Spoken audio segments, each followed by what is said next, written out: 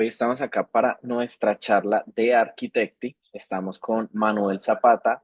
Manuel Zapata es Engineering Manager de MakerWash y hoy nos va a estar acompañando entregando una charla relacionada a que en muchas ocasiones nosotros vemos que un monolito empieza a crecer, se vuelve difícil de mantener, empieza a traernos complejidad, empieza a generarnos un time to market que toma más tiempo de lo esperado y la solución muchas veces es irnos hacia microservicios. Pero cuando estamos en empresas o en equipos que están creando soluciones en empresas de tamaño no tan grande, de tamaño más bien pequeño, muchas veces la solución no es ir directamente a microservicios, sino también analizar hasta dónde yo puedo escalar el monolito. Si arranqué por monolito, si arranqué por microservicios, pues el esquema podrá ser distinto. Pero entonces ya Manuel nos va a contar un poco más de cómo usar este tipo de estrategias, cómo trabajarlas de manera adecuada para lograr cumplir con los objetivos del negocio. Y pues bueno, aprovechando acá que tenemos a Manuel con más de 12 años de experiencia en arquitectura, que de hecho también aprovecho pues para mencionar que tiene un canal donde constantemente imparte conocimiento de arquitectura y de cómo desarrollar apalancado en inteligencia artificial, pues es importante tenerlo acá con su experiencia para que nos cuente sobre este tema a la comunidad de arquitectos. Entonces, Manuel, bienvenido y el escenario es todo tuyo. Hola Nicolás, muchísimas gracias por esa presentación. Buenos días a todos, espero se encuentren muy bien. Claro que sí, vamos a arrancar. Permítame, yo por aquí comparto mi pantalla. Está por acá y acomodo Zoom un segundo para poder ver el chat. Y bien, perfecto. Bueno, espero que todos se encuentren muy bien. Buenos días. Vamos a estar hablando justamente de este tema que a mí me gusta muchísimo. Microservicios es de uno de esos temas que uno siempre le llama la atención, ¿cierto? Es como a veces como ese santo grial del backend, como ese, bacanísimo si mi sistema llegara a este punto, pero definitivamente pues trae unos retos y trae unas consecuencias. Entonces, lo que queremos hablar un poquito esta charla es eso, ¿no? O sea, entender que el monolito no es una mala alternativa y entender cuándo realmente sí necesitamos microservicios y cuándo no, ¿sí? Mi nombre es Manuel Zapata, yo soy ingeniero de sistemas, ingeniero telemático, vivo en Jamundí, en el Valle del Cauca. Actualmente trabajo como líder técnico, como arquitecto en MakerWatch, donde hacemos tecnología para marketing de influenciadores. Trabajamos con un nicho en particular que se llama microinfluenciadores.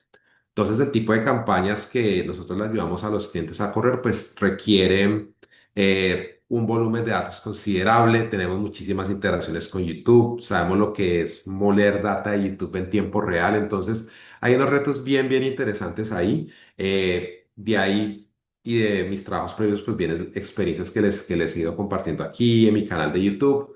Me gusta crear contenido. Actualmente tengo un canal con un amigo que se llama David. Y pues ahí compartimos pues temas de arquitectura de software, también este año de desarrollo guiado con inteligencia artificial y pues me encanta enseñar, por eso estoy acá. Mis redes me encuentran como @Manuel Zapata, tanto en YouTube como en Twitter, que es las redes en que más nos movemos. También estamos en LinkedIn y en otros espacios. Bien, la invitación también a que se unan a la comunidad arquitecta, esta invitación también se las va a hacer al final de la charla para que se unan a la comunidad, para que postulen sus charlas. Estos son espacios muy seguros y muy tranquilos si uno quiere empezar a practicar sus habilidades de hablar en público, si uno quiere compartir un conocimiento. Entonces, el trabajo que vienen haciendo en Arquitecti es genial, personalmente me encanta y por eso también en parte estoy acá. Bien. Entonces, esta historia o esta charla quería arrancarla con una historia. Creo que las historias a veces nos cuentan, nos permiten conectar muy bien. Y esta historia empieza con una empresa, justamente de Medellín, pues ellos me contratan para una asesoría y pues estamos revisando unos temas pues técnicos, unos asuntos que estaban teniendo y en algún momento en una de estas reuniones, esta empresa por cierto tenía o tiene un software para puntos de venta, para point of sale que le llaman, y pues ellos tienen pues unos clientes importantes y se mueven como en cierto sector. Entonces, en alguna de esas asesorías ellos me dicen, Manuel, es que estamos considerando seriamente pasarnos a microservicios. Y yo, ok, interesante, interesante. Entonces yo empecé a hacerles preguntas para más o menos medir si tenían el tipo de problemas que microservicios resuelven. Entonces yo le preguntaba a ellos, ve, pero ¿y cuántos usuarios concurrentes hay? O sea, ¿cuál es la carga actual del sistema? Entonces como que se me quedan mirando como, la verdad no sabemos. Y yo, ok, entonces averígüense ese dato y en la próxima sesión miramos a ver qué, cómo es esa carga y miraríamos microservicios cómo nos ayuda. Entonces nos reunimos la semana siguiente y entonces les pregunté otra vez, bueno, ¿y cómo les fue? ¿Qué averiguaron? ¿Cuántos usuarios concurrentes hay? No, en el peor de los casos, 8. Y yo, ok. Entonces en realidad no tenés un problema de escalabilidad, ¿cierto que no? De pronto el problema que tenés es otro, pero a lo mejor no tenés un problema de escalabilidad, no tenés un problema de lo que llamamos elasticidad, pero bueno, digamos que quedó la conversación, pero me dejó pensando mucho de justamente esa necesidad de hagamos microservicios. Y esa necesidad de querer hacer microservicios, yo me he encontrado que en la práctica viene muchas veces por tres razones. La primera es quiero aprender, es decir, he visto que eso puede ser un tema importante, ¿cierto? Puede mejorar mi hoja de vida como desarrollador backend, quiero aprender a utilizar esto, ¿sí? La segunda razón es muchos lo recomiendan, entonces... a veces en charlas de arquitectura, sobre todo hace unos años, hablaba mucho de microservicios y implementar esto y de cómo empezamos a aplicar muchísimas técnicas para separar los servicios, conectarlos, manejar las bases de datos y demás. Entonces, claro, muchos lo recomiendan, debe ser que es lo que yo necesito. Y lo tercero, y es la razón en la cual nos vamos a enfocar, es que mi monolito apesta.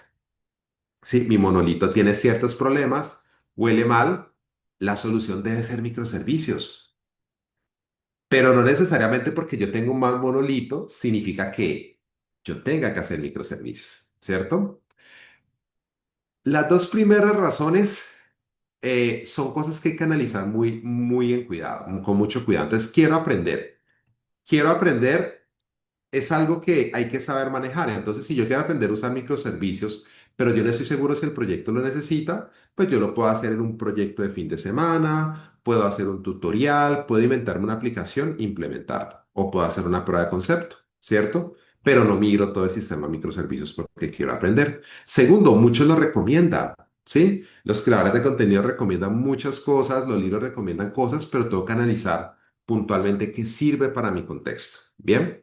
Y pues tercero, vamos a hablar un poquito de cuando el monolito apesta, ¿bien? Cuando no, cuando tenemos problemas ahí. ¿Por qué normalmente ese monolito suele tener problemas? La primera es que hay cambios pequeños que tocan muchas partes. Entonces, se vuelve un conflicto modificar el monolito y una de las formas en que lo notamos es que piensen en el cambio típico como apareció un nuevo campo en la interfaz gráfica, ¿sí? Entonces, añadir ese campo significa que tengo que, por ejemplo, ir a la interfaz gráfica, tengo que cambiar la lógica de negocio, tengo que cambiar la parte del código que se conecta a la base de datos, ¿sí? Entonces, tengo que tocar muchas partes, ¿sí? O tengo que modificar otra cosa que en teoría es una parte muy específica y me di cuenta que habían otros dos o tres o cuatro lugares que también tengo que modificar para poder lograr eso. ¿Sí? Lo segundo por lo cual uno dice que el monolito puede tener problemas es porque los módulos se conocen demasiado entre sí. ¿Sí? Están demasiado acoplados, ¿sí? Entonces, cuando están demasiado acoplados, es muy difícil tocar una cosa sin tener que modificar la otra o sin tener que testearla. Entonces, me pueden escribir en el chat si les ha pasado, me pueden dejar ahí un mensaje si les ha pasado eso, que muchas veces uno no puede tocar una parte del sistema tranquilamente sin tener que estar pensando en cómo se va a romper el resto. Entonces ahí uno dice como, vení, qué susto, ¿no? Y hay aplicaciones en las cuales uno le da susto tocar porque uno no sabe qué más se va a romper, ¿sí? Entonces, ese es un problema a veces de los monolitos. A veces también puede ser un problema de documentación, a veces suele ser un problema de dependencias. pero uno le da empieza a dar ahí como cosa. Lo tercero que puede pasar también, que está muy conectado con las dependencias justamente, es que hay errores que empiezan a aparecer en lados aleatorios, ¿sí? Entonces uno toca una cosa y por allá fue y se rompió otra, ¿sí? Problemas del tipo, y no sé si les ha pasado que uno, por ejemplo, hace un cambio en la base de datos y uno dice, no, esta tabla de la base de datos solo la toca este módulo, este pedacito.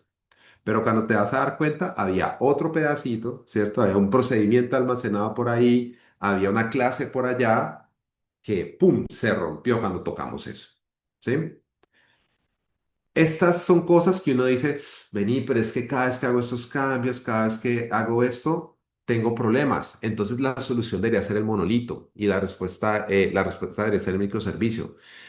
Y la verdad es que muchas veces no. Y aquí hay una frase de Simon Brown que me gusta muchísimo y siempre la comparto cuando hablo de microservicios y es que si uno no ha logrado construir bien un monolito, un microservicio no va a ayudar, no va a ser la solución, ¿sí? De hecho, lo que vas a hacer es multiplicar el problema.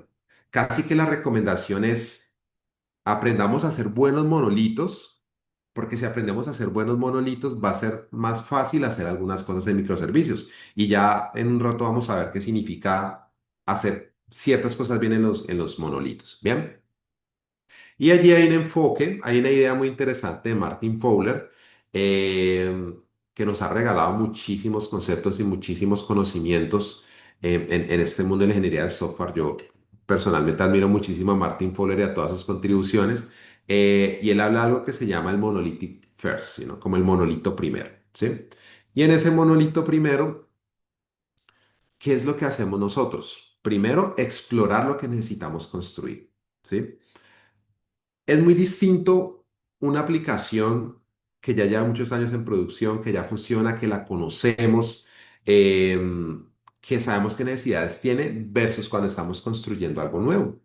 Cuando estamos construyendo algo nuevo, normalmente estamos en una fase de descubrir qué necesitamos, ¿sí? Tanto en la parte de requerimientos, tanto en la parte técnica, entonces estamos como en una fase exploratoria. Entonces, la idea de hacer el monolito primero es, oiga, descubramos justamente qué es lo que estamos haciendo, no sabemos qué nos vamos a encontrar en producción, no sabemos qué nos va a pedir los usuarios, ¿sí? Entonces, esto es muy típico de startups, esto es muy típico de productos nuevos, donde estamos o de usuarios nuevos incluso, donde estamos descubriendo esas personas que necesitan.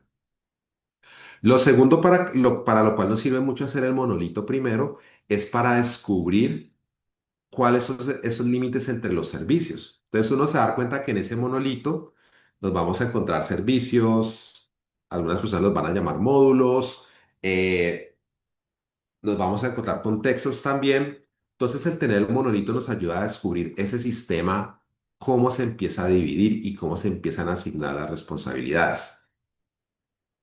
Y lo tercero, pues, es no pagar el costo premium, como Martin Fuller lo llama, de hacer microservicios, ¿sí?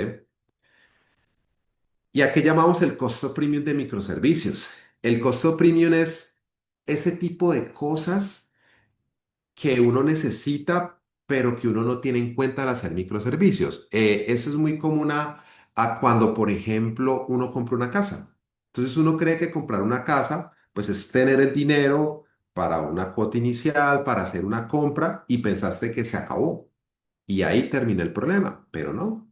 El tener una casa viene con una serie de tareas que uno a veces no contempla. Por ejemplo, costos de mantenimiento, ¿cierto? Si se daña algo, lo tienes que arreglar tú porque pues, es tu casa, no es algo alquilado.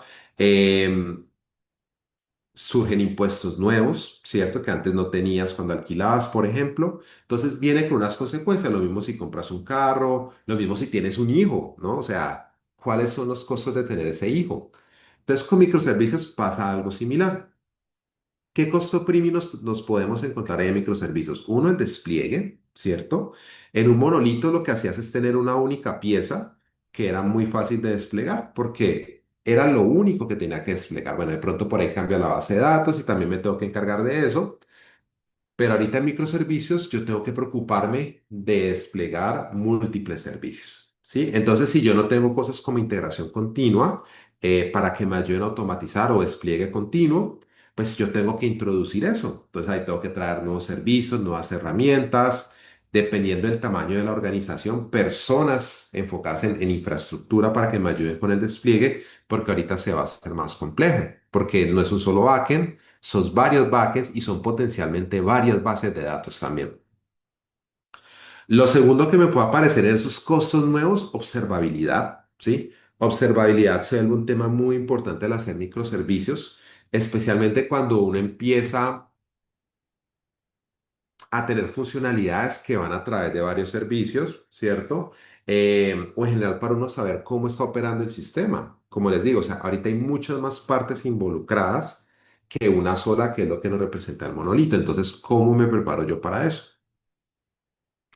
Lo tercero, coordinación entre equipos, ¿sí? Entonces, normalmente microservicios también tiene una consecuencia, no, pero tiene, digamos que, una causa importante en la forma como está organizada la empresa. Entonces, en microservicios hay unos temas que son muy de arquitectura, de organizar los dominios, de separarlos, pero eso está mapeado normalmente con una estructura organizacional, con una forma de hacer las cosas como empresa. Entonces, eso también va a llevar a que existan ciertos dueños de los servicios, y entonces ahí tiene que empezar a haber mayor coordinación, ¿sí? Y lo último, el costo premium, y quizás es el más alto y el que muchas veces ignoramos, es que el desarrollo se vuelve más complejo, ¿sí? Cuando es un monolito tenemos la ventaja de que todo está ahí, todo corre local. Si yo necesito algo de otra parte del sistema, pues hago un import de la dependencia y lo uso, ¿sí? Aquí aparecen más elementos, aquí aparece un elemento que complica todo y es la red, ¿sí? Empiezo a construir un sistema distribuido donde entonces yo tengo un servicio A que tiene que llamar a un servicio B, ¿cierto? Entonces tengo que hacer la integración, pero al llamar a ese servicio B puede ser que no esté funcionando, ese servicio B puede ser que se demore en responderme, o puede ser que el llamado sea síncrono, entonces yo tengo que mirar la forma de saber, pues, en qué momento va a tener una respuesta. Entonces pasan una serie de cosas ahí que hacen más complejo el desarrollo, ¿sí? Y ese es un diagrama de un libro que se llama Microservices Patterns. Aquí en este link lo van a encontrar, microservices.io. Y esos son todos los patrones que pueden estar involucrados en una arquitectura de microservicios, ¿sí? Entonces, como pueden ver, no es sencillo, ¿sí? Entonces, hay temas de observabilidad, hay temas de testing, de cómo voy a manejar los despliegues, ¿cierto? Si lo voy a hacer en la nube, si lo voy a hacer en mis máquinas, si voy a usar máquinas virtuales, si voy a usar contenedores, si voy a usar máquinas físicas, cómo hago descubrimiento de los servicios, cómo hago, por ejemplo, manejo de transacciones, ahora que ya tenemos varios, digamos que pequeños backends involucrados, cómo hago para manejar transacciones en esos casos. Entonces empiezan a salir toda una serie de elementos que a veces uno ignora, ¿cierto? Entonces uno piensa que microservicios es tomar un backend y separarlo y ya, pero en realidad salen muchas más cosas, ¿sí? Entonces es tenerlas presentes para saber si quiero asumir ese costo premium como lo menciona Martin Fowler, ¿bien? Entonces,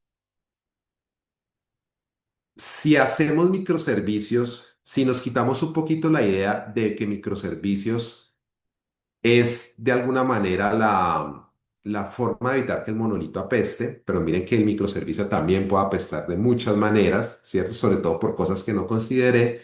Entonces, la recomendación es, oiga, ¿cómo hacemos que el monolito sea mejor? ¿Cierto? Porque puede ser que el problema de mi monolito no se resuelva con microservicios, sino que antes lo haga mucho peor, ¿sí?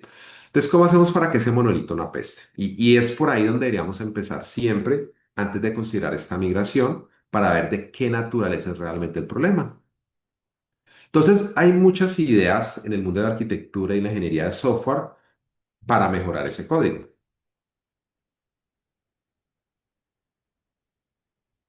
Aquí les puse solo algunas, ahí de forma un poquito aleatoria, pero estas son algunas ideas de las que uno puede implementar. Entonces uno puede mejorar, por ejemplo, la cohesión de las partes del sistema, uno puede disminuir el acoplamiento, uno puede encapsular mejor para que si yo cambio algo aquí, no me rompa algo por allá. puedo definir muy bien mis capas, si estoy haciendo una arquitectura por capas. Incluso podríamos implementar una arquitectura limpia. Están por ahí los principios SOLID que nos dan unas guías para ver cómo podemos estructurar un poquito mejor el código de acuerdo a los lineamientos. Uno puede plantar fachadas, CQRs, hay muchas ideas que pueden entrar aquí a funcionar y dependiendo de los problemas que uno esté percibiendo, pues uno las puede aplicar. ¿Sí? También está todo el tema de testing y demás. Sin embargo, estas ideas requieren identificar muy bien los problemas y empezar a implementar las soluciones, pero no te dan como una estructura general para poder hacerlo, quizás a excepción de las arquitecturas limpias. Por eso, a mí me gusta mucho hablar siempre y recomendar los monolitos modulares. Y me gustan mucho los monolitos modulares justamente porque nos dan como un mapa para organizar mejor ese monolito pensando que de pronto algún día se vuelve microservicio. Entonces, hay una como una escalerita muy chévere donde uno puede ir partiendo de un monolito y llegando a microservicios.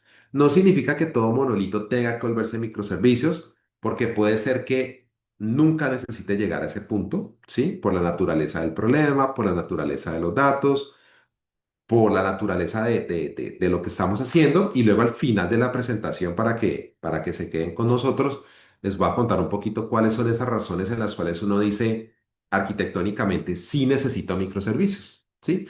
Pero digamos que vos tenés la intuición, vos tenés una idea de, vení, yo creo que sí lo necesito.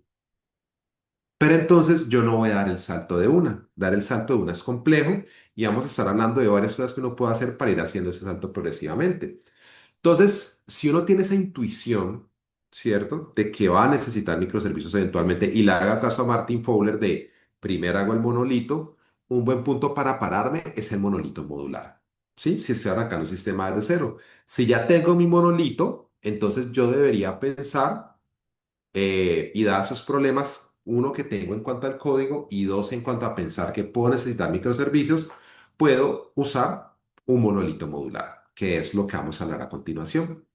Entonces, miren que es un paso intermedio.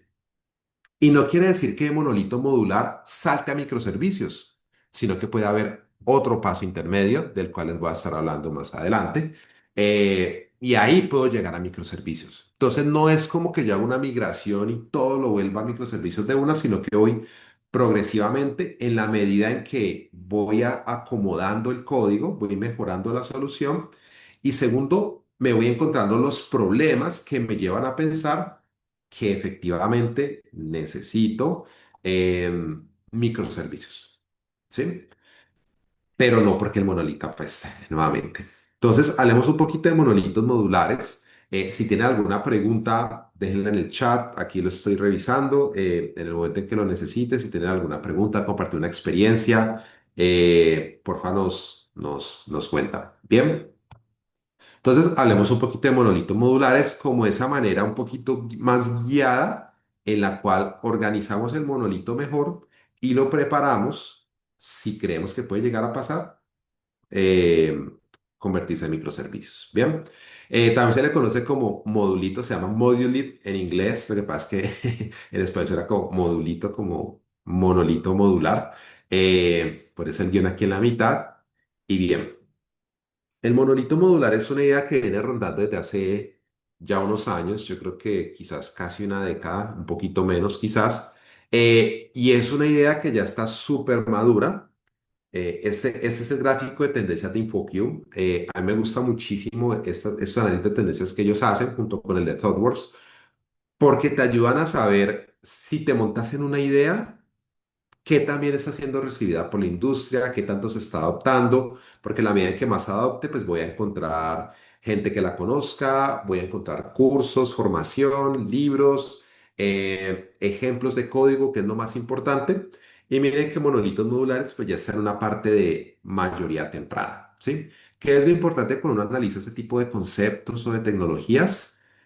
Que crucen este abismo de acá, ¿sí? Entonces hay tecnologías, hay conceptos muy nuevos que todavía estamos esperando a ver cómo se adoptan, si la industria los termina tomando, para saber si me monto o no me monto en eso. Entonces miren que monolitos modulares en tendencias de arquitectura para la gente de InfoCube, y yo coincido totalmente con ellos, es una idea que ya se consolidó. Sí, es una idea que no estamos viendo si va a funcionar o no va a funcionar, sino que ya está ahí. Incluso yo monolitos modulares lo pondría aquí en esta parte de mayoría tardía, es decir, ya el mercado lo asimiló, se apropió muy bien de eso. Eh, y ahí está, ¿sí? Entonces ahí está el monolito modular, con una tendencia que se han ido posicionando muy bien. Hay otros por ahí que están apenas agarrando. Hay una idea similar en el mundo del frontend, o que a veces se conecta muy bien, que es los micro frontends. Entonces, definitivamente vamos por esa línea de cómo podemos empezar a organizar mejor sin tener que pasarnos a microservicios todavía. Bien. Em, entonces, ¿qué es lo que va a pasar cuando hacemos monolitos modulares? Entonces, este monolito modular es un patrón de arquitectura donde yo lo que voy a hacer es separar mi dominio de manera vertical. Esta arquitectura que les estoy mostrando acá, pues es una arquitectura típica por capas, ¿cierto? Donde a lo mejor la capa de acá arriba puede ser, digan ustedes, no sé, el controlador, los controladores de un API REST en .NET o en Laravel o en Spring Boot, lo que sea. La capa B podría ser, por ejemplo, servicios, donde tengo lógica de negocio, validaciones, eh, que a veces se llama servicios, a veces ya se llama capa de aplicación, y la capa A, hagan de cuenta que puede ser la que se conecta a la base de datos. Y esa es una forma muy común de organizar el código. Y esta forma se le llama separación técnica, ¿sí? Una separación horizontal donde yo divido por responsabilidades técnicas. Entonces yo digo, por ejemplo, esta capa, eh, permítanme, yo saco por aquí el puntero. Entonces yo digo, por ejemplo, esta capa, tu responsabilidad técnica es recibir solicitudes HTTP del frontend, ¿sí? Entonces, esa es su responsabilidad técnica. La capa B tiene la responsabilidad de la lógica de negocio, por ejemplo, ¿sí? Eh, entonces, esa es la separación por dominio. Lo que va a pasar aquí con un monolito modular es que ya no vamos a hacer una separación por técnica, sino que vamos a hacer una separación por dominio o una separación vertical, donde yo ya no veo mi sistema como una serie de controladores, repositorios, servicios, entidades. Yo no lo concibo como eso. Y la teoría por la cual yo no lo concibo así es porque eso no me dice nada del sistema, ¿sí? Ese concepto también le llaman Screaming Architecture, y es qué dice la arquitectura del sistema. Entonces, si yo te digo, por ejemplo, si yo le pregunto a Ángel, que está por aquí acompañándonos, si yo le pregunto a Ángel, ¿ves? Si yo te digo que un sistema, la arquitectura, un sistema incontrolado, hay controladores y hay entidades, entonces Ángel me dirá, pues sí, de pronto es una aplicación con una API REST y ya, pero eso no me dice si es una aplicación para salud, si es una aplicación para finanzas, si es un sistema de, qué sé yo, redes sociales, gestión de redes sociales, no, solamente me dice que hay un control, que hay un controlador y ya, y me dice cosas técnicas solamente, ¿vale? Entonces, con el monolito modular, yo lo que hago es que separo mi sistema por esas líneas verticales, ¿sí? Y seguramente algunos de ustedes se habrán notado que hay otros nombres para ese concepto, pero aquí lo estamos llamando monolito modular, ¿bien? Entonces, hay unas ideas básicas acá para que el monolito funcione, y es que la primera es que tiene que haber un encapsulamiento, ¿cierto? Cada módulo tiene una responsabilidad, ¿sí? Una responsabilidad funcional del dominio. Entonces aquí yo no va a tener un dominio, perdón, yo no va a tener un módulo, por ejemplo, de controladores HTTP, yo no voy a tener un módulo de base de datos, sino que yo voy a tener, por ejemplo, un módulo de pagos. Voy a tener un módulo de, eh, no sé, gestión de libros porque es un sistema para bibliotecas o para librerías, ¿sí? Entonces, ¿qué es lo importante ahí? Que cada sistema, que cada módulo exponga un API, ¿sí? Y si yo necesito algo de ese módulo, yo tengo que ir al API. Yo tengo que ver qué es lo que me está proveyendo ese módulo, y contra eso es que tengo que interactuar. Yo no puedo, yo no debo acceder a los detalles de la implementación. De hecho, para mí tienen que ser ocultos. Como para mí como módulo, digamos, o código que está consumiendo este módulo, yo siempre tengo que utilizar el API. ¿Sí? Ese es un elemento fundamental ahí. Y lo segundo es el acceso a datos, ¿sí? Yo soy dueño, yo como módulo tengo una lógica que implementar, una lógica que ejecutar, pero a su vez soy dueño de mis datos y nadie toca mis datos sin mi permiso y tiene que ser a través de mi API público, ¿sí? Entonces yo puedo tener una base de datos relacional sin ningún problema, pero en este ejemplo que estamos viendo acá, miren que la API de la izquierda, perdón, o el módulo de la izquierda es dueño de esas tres tablas, mientras que la API de la derecha es dueño de otras dos tablas, ¿sí? Y eso puede ser una base de datos relacional, puede ser que haya una relación aquí, después hablamos de estas relaciones, pero el punto importante es que si el módulo de la izquierda necesita datos de las dos tablas de la derecha, tiene que ir a través del API público, del módulo dueño de los datos. Esa premisa es fundamental, porque si no hacemos esto, entonces volvemos al monolito que apesta, al monolito donde si yo toco, por ejemplo, si el módulo de la derecha modifica algo, entonces puede romper al módulo de la izquierda. O sea, si toca algo a nivel de datos, ¿cierto? O viene y modifica una columna por acá y resulta que se la lee directamente de la base de datos, ahí no estoy haciendo nada, ¿sí? Estoy acoplando los módulos, ¿cierto? Y eso me va a crear luego un problema gigante si luego los necesito separar. Y puede ser que nunca los separe, pero piensen en pruebas que necesita hacer, piensen en testing. El testing acá se complica, piensen en el riesgo de hacer un deployment. Entonces, hacer un cambio en la funcionalidad, pues se va a volver más riesgoso porque estoy dañando varias partes del sistema. Entonces, es fundamental que cada módulo sea dueño de sus datos. ¿Sí? Tiene que ser dueño de sus propios datos para que esto se organice bien. Y en cuanto a nivel de base de datos, pues hay varias soluciones, ¿sí? La primera, que es la menos ideal, es una base de datos y un solo esquema en la base de datos, ¿sí? ¿Por qué? Porque suele ser muy fácil, pues, empezar a acceder tablas que no le corresponden al módulo de uno. A veces uno dice, no, vení, pero es que es un select, es un query, o sea, ya lo tengo ahí, ¿para qué más hacer llamar el otro módulo y demás?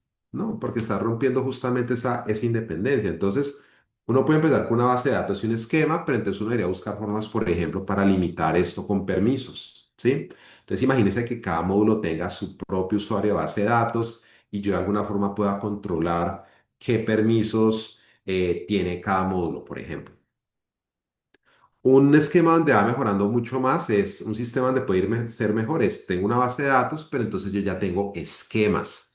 Entonces las tablas de cierto módulo, y ahorita vamos a ver un ejemplo, están en un esquema donde solo están las tablas de ese módulo. Entonces así empiezo a separar. La otra opción, que esta se puede ir alineando mejor con lo que uno busca en microservicios, es separar las bases de datos y decir, oiga, pues cada uno tiene una base de datos, ¿cierto? Pueden estar en el mismo servidor o pueden estar servidores de datos aparte. Obviamente en un mundo perfecto deberían ser servidores de base de datos aparte, pues por un tema también de escalabilidad y demás, pero separo las bases de datos de alguna forma. Y la última puede ser que incluso hayan otros tipos de persistencia. Puede ser que haya un módulo que escriba, no sé, en una tabla en DynamoDB, en Amazon, ¿cierto? En una base de datos no relacional y puede ser que el otro escriba en una relacional. También puede empezar a ocurrir ese tipo de cosas justamente por la independencia. Bien, entonces veamos algo de código por un par de minutos como para aterrizar algunas de estas ideas. Aquí yo tengo este repositorio que se los recomiendo bastante. Eh, es un repositorio muy completo. Es difícil encontrar implementaciones reales, pues porque casi siempre el código es privado, pero me gusta mucho esta implementación porque siento que cubre muchísimos temas. Entonces, es un repositorio que les recomiendo estudiar, así no trabajen en .NET, ese es un repo en .NET como tal. Eh, y les quiero mostrar un par de cosas, espero que se pueda ver bien ahí. Bueno, no tengo por aquí para ver si lo puedo andar un poquito, no, este es Visual Studio Code. Entonces, ¿qué tenemos acá? Bien, entonces tenemos una solución donde tenemos una serie de módulos y estos módulos, lo que va a pasar con ellos es que, miren, entonces, esto acá tan interesante. Entonces tenemos 5 módulos, uno administrativo, uno de reuniones.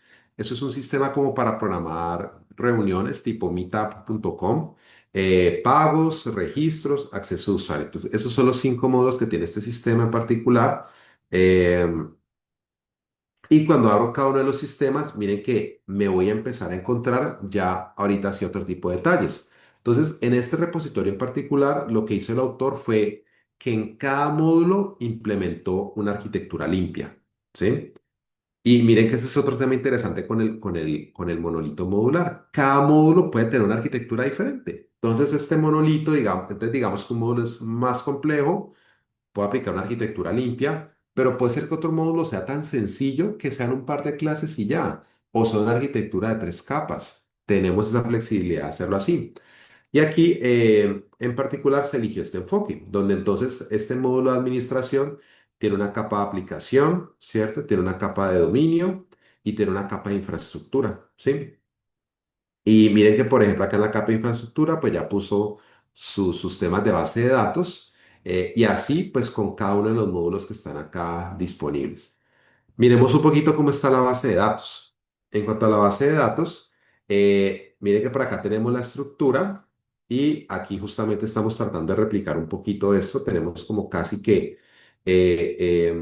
un folder por módulo y permítame abro, por ejemplo, una de las tablas, digamos, está en Members, en la tabla en Administration y por acá miren cómo aquí sí lo puedo agrandar. Miren cómo esta tabla de members pertenece a este esquema. ¿Sí lo ven?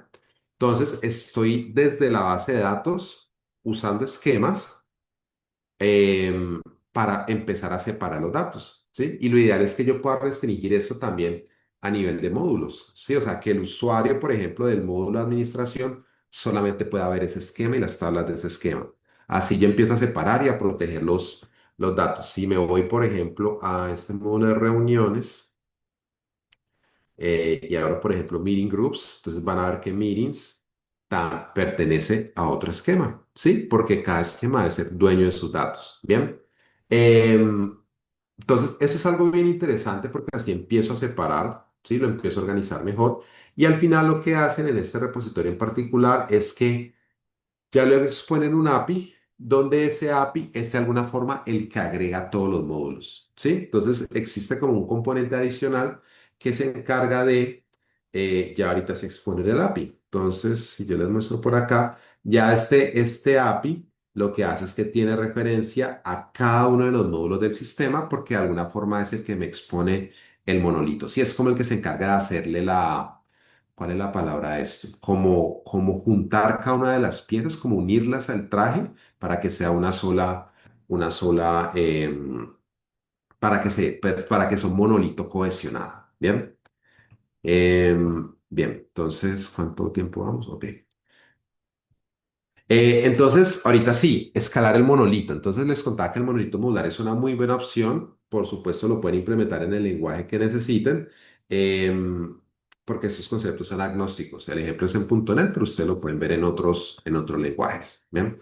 Entonces, si uno necesita escalar el monolito, ¿qué se puede hacer? Entonces, primero, recordar que no es todo nada. Ahorita les estaba comentando que no es necesario que uno pase directamente a microservicios porque es un esfuerzo complejo y riesgoso, pero uno puede ir tomando ciertas acciones. La primera es que siempre existe la escalabilidad horizontal si nos damos cuenta que el monolito está teniendo un problema de recursos. Entonces, en un ejemplo real que nos tocó hacer hace algunos años, varios años de hecho, nosotros teníamos un sistema que monitoreaba cámaras en camiones en tiempo real y teníamos un solo servidor y ese servidor atendía más o menos unas 3.000 4.000 cámaras funcionando al día sin ningún problema, pero resulta que luego llegó un cliente muy grande que trajo como 5.000 cámaras más al sistema, es decir, doblaba la capacidad. Eso era un monolito, ¿sí? Y era un monolito del cual no me siento orgulloso. Tenía apestaba ese monolito en varias partes. Pero como el monolito se nos iba a quedar sin capacidad, ¿qué fue lo que hicimos? Creamos otra instancia. Así de simple. Y lo que hicimos fue que los clientes nuevos o los dispositivos nuevos apuntaban a la nueva instancia. Sí, a esos dispositivos se les configuraba como la dirección del servidor y ya, y así empezamos a manejar el sistema. Entonces, una solución muy básica. Esto no tiene cosas como balanceadores de carga ni nada por el estilo, pero la escalabilidad horizontal, si uno sigue ciertas prácticas en el código, pues de alguna forma mitiga uno un poquito el problema del monolito, si es del caso. Pero hay que recordar, y aquí voy a mostrar dos ejemplos muy rápidos, que un monolito no necesariamente se va a quedar corto, ¿sí? Entonces es algo que hay que tener en cuenta. Este diagrama que les estoy mostrando acá es de Notion, y Notion de alguna forma ha venido explotando en los últimos años, pero desde 2013 hasta 2021, Notion tenía una sola base de datos Postgres. Era una única instancia. Y con eso logró aguantar 9 años. Y les funcionó y les andó muy bien. Ya en 2021-2023 crecieron a 32 instancias. ¿Sí? Y luego, desde 2023 pasaron a 96. Pero el punto es cómo lograron 9 años aguantar con una sola instancia que seguramente les funcionaba bien, y con una aplicación que es muy intensiva en datos. Entonces, miren que no necesariamente por tener una aplicación monolítica no significa que no pueda soportar cargas. Entonces, muchas veces nos anticipamos a un problema que todavía no tenemos. Entonces, este es el ejemplo de Notion. Este es GitHub Pages. GitHub Pages, que es como un mini hosting que tiene GitHub, donde lo que hace es que toma tu repositorio en GitHub y te expone como una página. Durante 7 años, GitHub Pages funcionaba en dos máquinas. Eran dos servidores, uno activo, uno en standby, y ahí estaba corriendo GitHub Pages. Ya luego, después de 2015, pasaron a una arquitectura mucho más robusta donde tenían unos servidores de frontend, tenían unos Nginx para otras cosas y ya escalaron a algo mucho más complejo, pero durante 7 años sobrevivieron solamente con estos dos servidores, ¿sí? Sencillo. Entonces, no significa que con un monolito uno no pueda andar muy bien. Y entonces con todo eso que te he dicho y con todo eso que has analizado, te das cuenta que necesitas separar el monolito, ¿cierto? O sea, definitivamente necesitas. ¿Cuáles pueden ser como algunas razones para saber si esa necesidad existe? Y nos las cuenta Sam Newman en un libro que se llama Monolith to Microservices, muy recomendado si necesitan hacer esas migraciones. Lo primero es darle mayor autonomía al equipo. Lo segundo, trabajar con más desarrolladores. Si en esa definición de los microservicios uno separó muy bien los dominios o los servicios, pues es más fácil que entonces un desarrollador, por ejemplo, se enfoque en el dominio de pagos, otro desarrollador se enfoque, por ejemplo, u otro equipo, perdón, se enfoque en la parte de órdenes, y así lo vamos llevando. Resulta que está aumentando mucho el volumen, la carga que tiene el backend. Entonces, microservicios me puede ayudar a crecer esa carga sin incrementar los costos. ¿Por qué? Porque cada servicio es mucho más liviano, ¿sí? Que un monolito enorme. Entonces, como cada servicio es bien livianito, entonces puede crecer en carga y en volumen sin tanto costo. Esto eleva la tolerancia a fallos. Uno de los grandes problemas del monolito es que como es una sola pieza, si esa pieza se cae, no hay sistema, punto. Aquí yo puedo tener partes del sistema que sigan operando. Entonces tengo 10 microservicios y se cayó uno. Los otros 9 están funcionando. Ah, bueno, esos otros 9 pueden de alguna forma mantener la operación, o básicamente pues permitir que esas partes del sistema funcionen, mientras el otro, el décimo que falló, pues se repara y se soluciona. Bien. Algo interesante es que permite adoptar nuevas tecnologías. Entonces, los microservicios son políglotas. Yo podría tener una serie de servicios en .NET, quiero hacer algo con inteligencia artificial y la librería justo que necesitaba me la encontré en Python. Entonces, yo podría tener ese microservicio en Python, por ejemplo.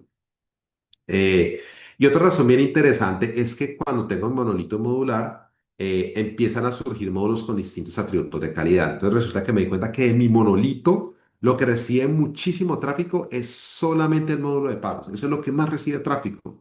Ah, bueno, entonces eso tiene una necesidad diferente. De pronto se necesita escalar distinto al resto del monolito. Ese puede ser candidato para que salga, por ejemplo. ¿Sí? O hay una parte del monolito que es crítica, que es la parte que no se puede caer. El resto del monolito se puede ir al piso, pero ese pedacito no. Entonces, ese lo puedo sacar aparte también para mejorarle la tolerancia a fallos, para mejorarle la disponibilidad y que esté también disponible. Entonces, cuando yo empiezo a detectar como esos detalles en mi monolito, entonces ahí yo puedo empezar a sacar, digamos que, servicios. Eso lo podemos hacer, con un patrón que se llama Strangler Feed, como el Strangler Feed, como el Es este concepto donde algunas plantas lo que hacen es que van estrangulando a otras, es decir, que como que las van bordeando, las van sorteando, de ahí viene un poquito el nombre. Y este diagrama lo saqué directamente del libro Monolith Microservices, todo el crédito para Sam Newman. Pero lo que uno puede hacer en este patrón es que si uno tiene su monolito, y hay una parte que de acuerdo a lo que ya vimos necesito extraer, ¿cierto? Entonces yo progresivamente lo puedo ir extrayendo. Entonces identifico esa funcionalidad, luego lo que hago es que la muevo a un microservicio, si la saco la funcionalidad, pero lo que tiene que hacer el monolito internamente es que cuando me pidan esa funcionalidad, pues yo ya no la hago localmente, sino que de alguna forma llamo al microservicio. Sí, entonces para el cliente es transparente porque sencillamente sigue llamando el mismo punto de entrada, la misma fachada, pero por debajo ya no llamo la función local, sino que voy y llamo al microservicio. ¿Sí? Y ya una vez eso esté funcionando, entonces ahí sí lo que hago es que le digo a los clientes, oiga, si usted tiene que usar tal funcionalidad, usted se va a ir derechito al microservicio. Olvídese del monolito para esa funcionalidad solamente. Olvídese del monolito, vaya al microservicio. Entonces ya extraje esa parte. ¿Sí? Y aquí también Martin Fowler nos lo muestra con un gráfico que quería mostrarles acá un momentico y es como de alguna forma irse directo a microservicios es complejo, es difícil, a veces puede ser riesgoso, pero yo puedo empezar con el monolito, ¿sí? Y la medida en que voy viendo que ciertos elementos aumentan en complejidad, de acuerdo a todo lo que ya acabamos de ver, pues yo puedo ir extrayendo pedacitos, donde progresivamente puede ser que llegue a algo como lo que está aquí al final, como puede ser que al final yo también quede con un monolito donde ciertas partes muy identificadas sean pequeños servicios. ¿Sí? No será como tal una arquitectura de microservicios, pero está bien, eso no es problema. Bien. Yo les decía que la migración a microservicios o pasar a microservicios no es un todo o nada. Hay pasos intermedios que podemos tomar y hay un paso intermedio antes de hacer full microservicios que se llama una arquitectura basada en servicios. Esto particularmente lo usamos en mi empresa, en MakerWatch, donde yo trabajo, y nosotros tenemos una arquitectura basada en servicios, donde tenemos unos servicios específicos y tenemos una única base de datos, ¿sí?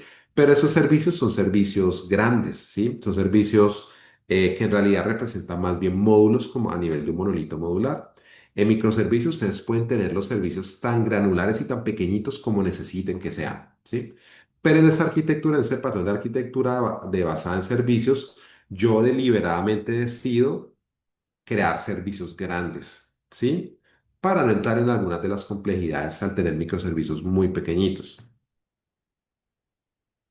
Bien, entonces, algunas preguntas que uno se puede hacer antes de migrar, pues las dos primeras es, ¿cómo me está limitando el monolito? ¿Cierto? Y acuérdense que la respuesta puede ser, es que es un problema del monolito que no tiene nada que ver con microservicios, que microservicios no va a arreglar de ninguna forma. Y la otra pregunta que uno se debería hacer es, si microservicios no es una opción, o sea, en serio no lo es, ¿cómo resolvería este problema?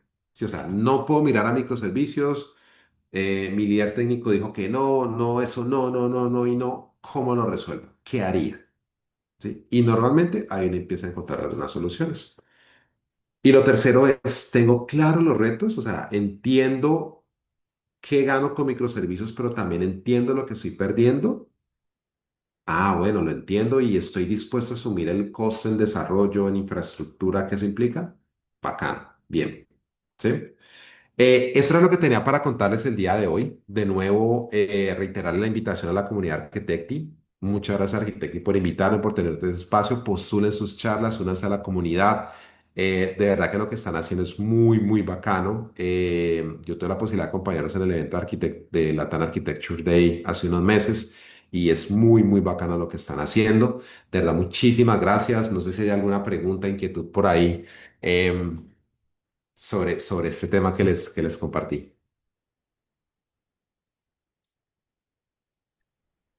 Muchas gracias, Manuel. Muy chévere.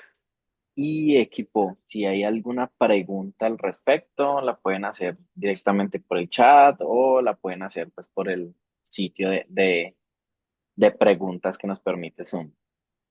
De igual manera, aprovecho pues para ya que Manuel lo mencionó, vamos a tener también el Latin Architecture Day 2026, va a estar muy Uh, bacano. Estén pendientes, va a ser más o menos por la semana del 23 de junio. Igual les ok. estaremos confirmando, pero va a estar muy, muy, muy chévere. No, no se lo pueden perder. Definitivamente, si el anterior gustó, este va a gustar muchísimo más. Listo. Eso Y estuvo creo bien. que no hay preguntas, creo que está todo muy claro. Ah, bueno, ya tenemos una pregunta de Fernando Gutiérrez. Ah, bueno, de Romy es que si puedes dar la bibliografía de los libros que mencionaste en la charla. Ah, pues el principal que mencioné, pues hay varios obviamente, pero el que más mencioné es este, Monolith to Microservices.